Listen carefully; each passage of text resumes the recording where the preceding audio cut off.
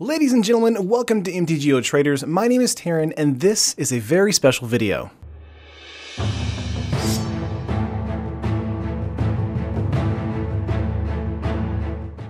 About a week or so ago, we finally hit 5,000 subscribers on YouTube, which is awesome. Thank you. I'm so happy so many of you love the content we produce here on the channel. I, along with Jolt and Kenji, love creating content for this channel, and we're super happy to give something back. If you noticed on our Twitter a few days ago, we ran a poll. What sort of format would you prefer for a giveaway? If we were to give away a deck, Modern won that race, with Commander coming in close behind. So since Ixalan is releasing very soon and there are new exciting Merfolk in the deck, we thought we'd make a Modern Merfolk deck for Magic Online as a thank you for 5,000 subscribers. We'll be getting into the deck tech of the video here and why we think it's awesome. But to win, all you have to do is like this video, leave a comment letting us know how much you love the Merfolk setup, and of course subscribe to our channel. The giveaway will run for 2 weeks, then on Friday, September 6th, we'll be giving it away and making a follow-up video telling everyone who got the deck. But again guys, we're just excited that in the past 5 months our channel has grown from nothing to attracting a lot of great, fun, and interactive viewers that love talking Magic and love making one another smile. But okay, now that that's out of the way, let's go over what exactly is in this deck and why it's awesome. Spoilers, it's got 4 cards from Ixalan in it. It's always surprising when a new set can provide a deck so much gas. Okay, here we go. Starting at the 1 mana slot, we have 4 Curse Catcher. Being an early game 1/1 that provides a way to lock down a combo or aggressive strategy on turn 1 is super important for Modern, as there are a number of turn 1 plays that can either be gamed for free or for 1 mana. So if we play this first, we have the advantage of telling our opponent, no, let's play by my rules. And that's the best feeling in the world. Sadly though, this is our only 1-drop. Moving on to 2 mana brings us a lot more creatures. We've got 2 Harbinger of Tides. It's a decent 2/2 bear, but also in the mid to late game has an ability to deal with a large token, large attackers, or perhaps one of our own creatures that's been taken by our opponent. Harbinger allows us to press aggression by weakening their board and strengthening ours. Moving on, we have 2 of the many lords in the deck. 4 Lord of Atlantis, and of course 4 Master of the Pearl Trident.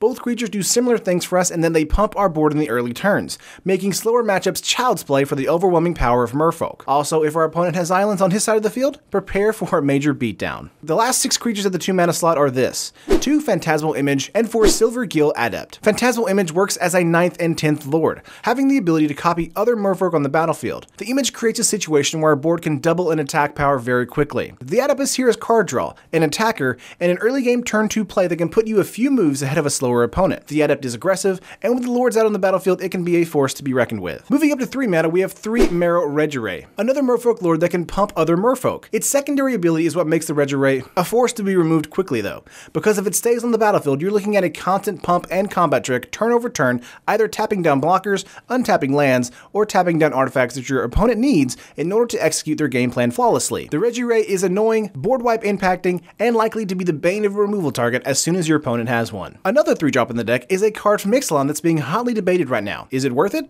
Well, we think it is. We've got 2 Kapala Warden of Waves here in the main board.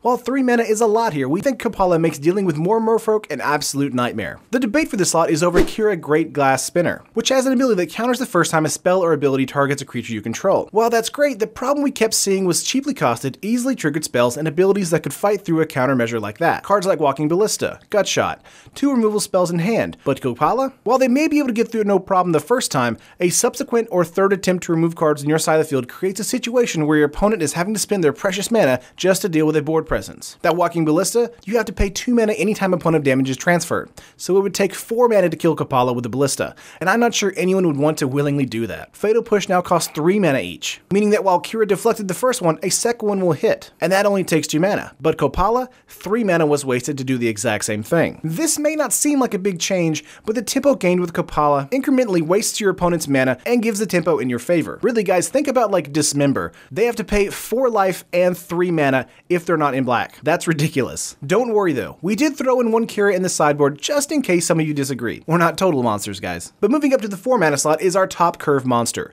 Master of Waves. In the mid to late game, we'll likely have an army of Merfolk on the battlefield, and when the Master of Waves comes down, it turns into a flood of creatures. Master gives us 1/0, or rather 2/1 blue elemental creature tokens equal to the devotion of blue mana we have, which would be quite heavy by this point in the game. Master of Waves is usually our win condition, and the overwhelming power shows. He's also got the upside of being safe from red like Gutshot, Terminate, or Lightning Strike, so know that you'll be safe when he comes into play. But that is it for creatures in the main board. board, 27 in total. This is a tribal deck, and we wanted to make sure the Merfolk representation was dominating. Let's move on to spells in the deck, and again, we've got another card from Ixalan. We have 2 Opt in the main board here. While card draw on the deck is largely meant for Silvergill, Adept, and Spreading Seas, which is a card you know is in the deck, we saw a unique opportunity with Opt. Opt gives us the chance to cantrip by looking at the top of our deck. While Serum Visions gives us Scry 2, it's slow at sorcery speed, and we can't set up our draw as it happens.